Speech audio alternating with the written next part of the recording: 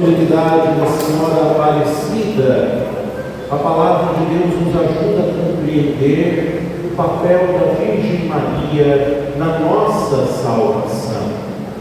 A primeira leitura, tirada do livro de Esther, apresenta esta personagem, uma princesa judia, e o rei se apaixona por ela, casa-se com ela. E aí ela é tão bela que o rei diz que tudo aquilo que ela pedir, pode ser metade do reino dele, ele irá conceder a Esther. Porque Esther pede ao rei, ela não pede riqueza, ela não pede propriedades, não pede joias, ela vai pedir a libertação e a felicidade do seu povo.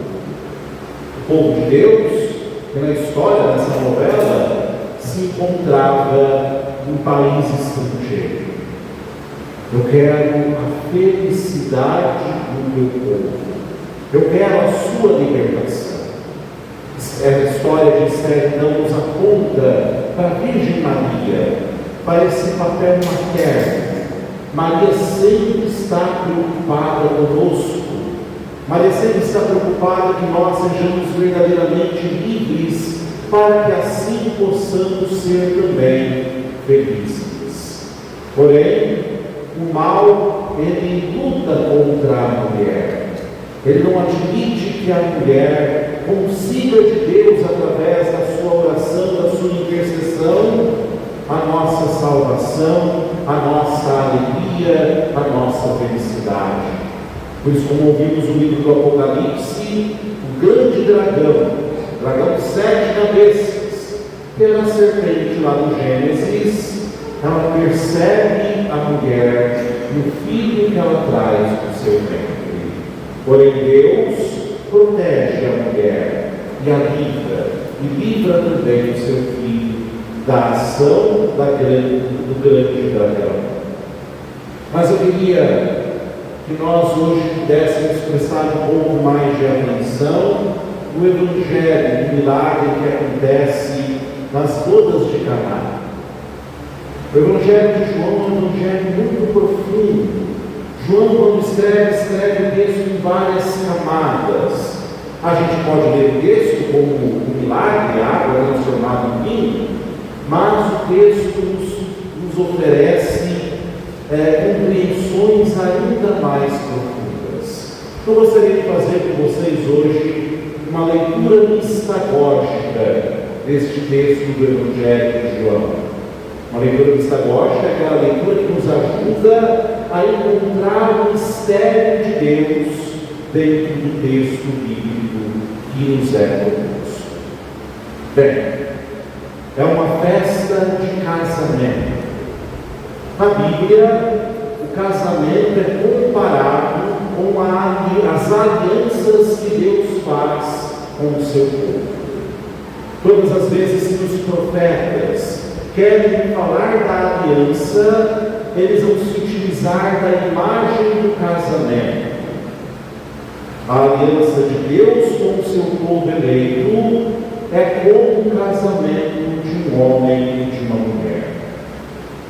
Então, o texto está nos falando, se a gente entra mais para camadas mais profundas do texto, ele não está nos falando de um simples casamento, mas ele está nos falando da aliança de Deus com a humanidade. Maria está nessa festa. Jesus chega depois. Maria, ela é a representante da antiga aliança, da aliança que Deus selou através de Moisés com o povo eleito. Maria percebe que o vinho acabou, e por isso ela alerta a Jesus. Eles não têm mais vinho. Na Bíblia, o vinho é a bebida da alegria, é a bebida dos casamentos, é a bebida da aliança com Deus, de Deus com o seu povo. Não existe mais alegria. A aliança de Deus com o seu povo eleito já não produz libertação, já não produz graça, por isso já não produz mais alegria nas pessoas. Qual a resposta de Jesus à Virgem Maria? Mulher, o que nós temos a ver com isso? Jesus chama Maria de mulher. Muitos dizem que Jesus não gostava de Maria, que absurdo, né? Ou que foi grosseiro com a sua mãe. Mas não. Jesus chama a sua mãe do mesmo nome que Eva era chamada. Eva, a mulher pela qual entrou a perdição na humanidade, através da sua desobediência. Maria, a nova Eva, a mulher da nova aliança, a mulher que é obediente e sempre diz sim ao projeto de Deus em sua vida. Jesus também vai dizer: minha hora ainda não chegou.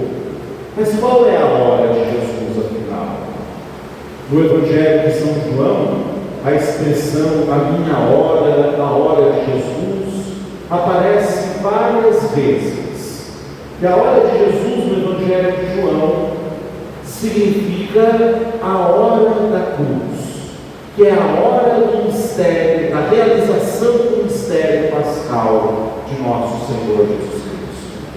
No Evangelho de São João, diferentemente dos outros 3 evangelhos sinóticos, Jesus passa pela agonia, pela morte de cruz, ele passa pela ressurreição, pela exaltação e pelo envio do Espírito Santo, tudo de uma vez, no evento da cruz. Enquanto os outros evangelhos separam o mistério pascal em vários acontecimentos, no Evangelho de São João, todos esses eventos estão agrupados na hora da cruz. Então, queridos irmãos, a hora de Jesus é a hora em que ele vai selar a nova aliança. A antiga aliança já não produz alegria, mas Jesus irá selar agora uma aliança do seu sangue derramado por amor de nós. Uma aliança nova, uma aliança que é eterna, perene. Se a aliança feita por Deus com o seu povo, através de Moisés, era uma aliança que sempre precisava ser renovada por causa da infidelidade do povo, a nova aliança, feita no sangue de Cristo, não precisa de renovações. Ela é perpétua, porque ela foi selada não do sangue de animais, mas do sangue derramado do Filho de Deus. Ora, queridos irmãos, Maria faz de conta que não nem ouviu o que Jesus disse, porque Maria é aquela que sempre suplica pelo nosso bem, é aquela que entendeu a mensagem de Jesus: batei e vos será aberto, pedi e vos será dado, procurai e achareis. Jesus pode até falar de maneira negativa, mas Maria continua acreditando na obra que o seu Filho irá realizar.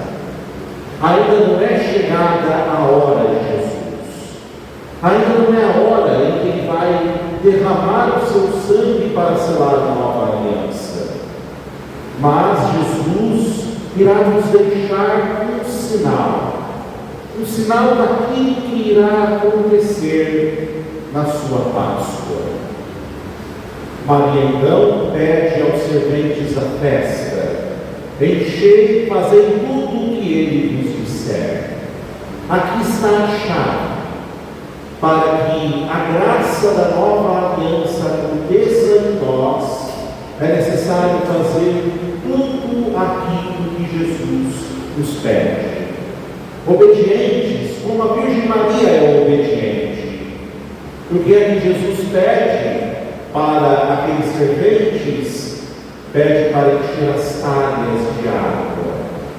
São João nos fala que tem 6 talhas de barro, pedra, e que eram usadas para os ritos de ablução, os ritos de purificação dos judeus.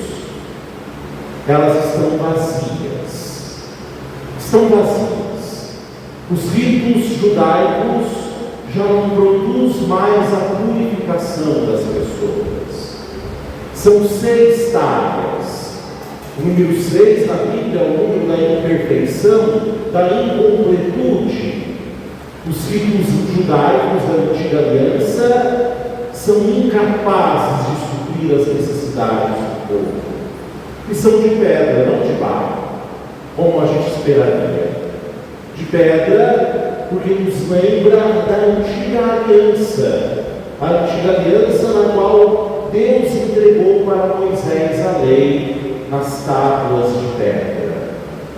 As tábuas de pedra, os rituais judaicos já estão vazios, já são incapazes de trazer a graça para o povo.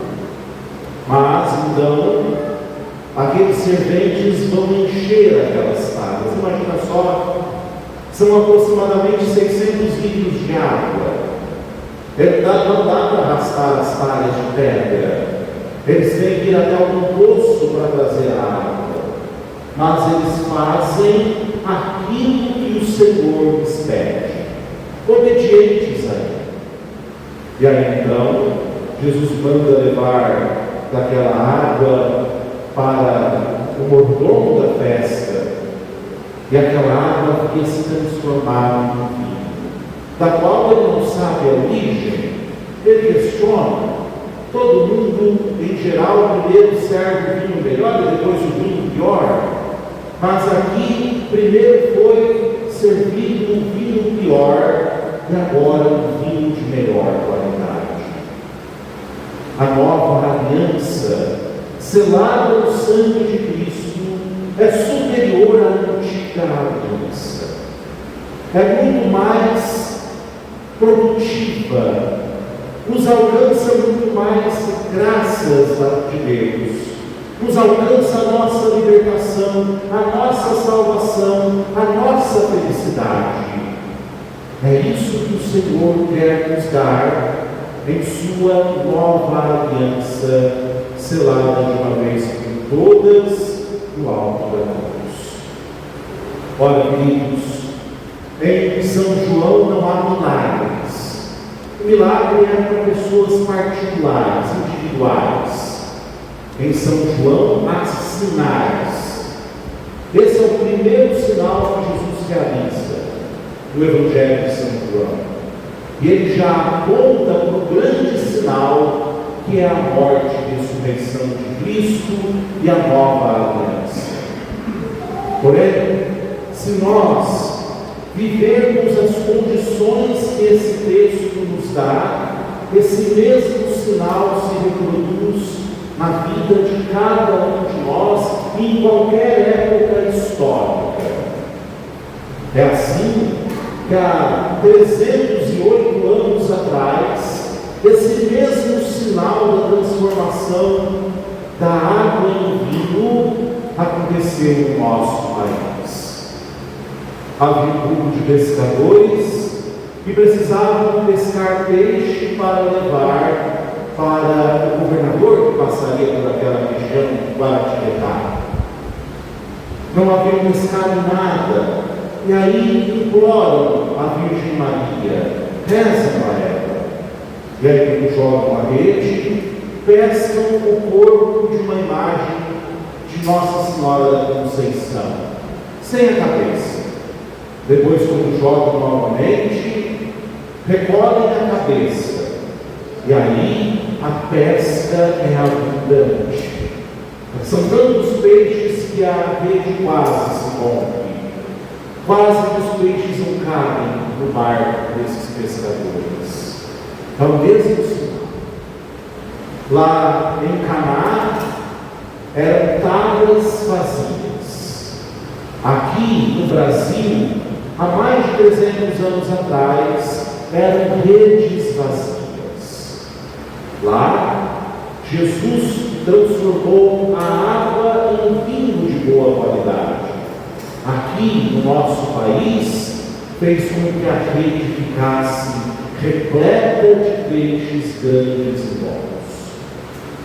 Também depois a imagem é colocada numa capela simples, feita de pau a pique, e muitas vezes o vento batia e impedia as velas de ficarem acesas.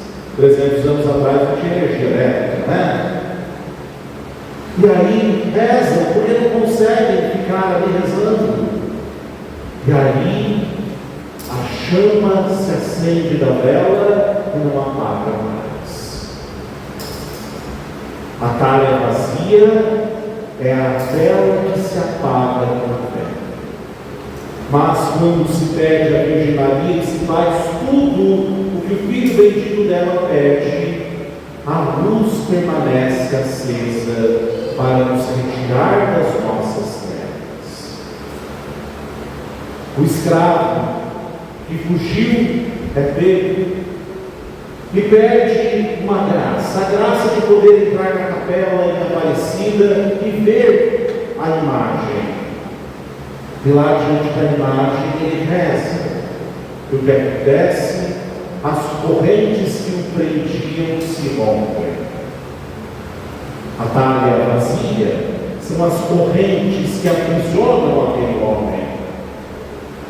O vinho novo é a libertação que foi alcançada a ele pela intercessão da Virgem Maria. Perceba, queridos, que em todos os milagres de Nossa Senhora Aparecida, esses que aconteceram há centenas de anos atrás, ou aqueles que nós experimentamos, ou pessoas que nós conhecemos, em todos eles, há sempre a talha vazia que precisa ser preenchida através do cumprimento da vontade de Jesus Cristo. Se nós reproduzirmos esta situação em nossa vida, pode ter certeza que o Senhor também nos dará um mundo novo. E que a intercessão de nossa Mãe Aparecida, pela nossa salvação, pela nossa libertação, pela nossa felicidade, sempre será constante. Porque Maria da Igreja é a sua mãe, a mãe da fé, aquela que cuida de nós para não nos desviarmos do caminho do seu Filho. Que a Virgem Maria nos ajude, então, a sermos obedientes como ela, para que a beleza dela também possa resplandecer em nós e o Senhor possa nos conceder todas as graças que nós necessitamos, sobretudo a nossa salvação. Amém?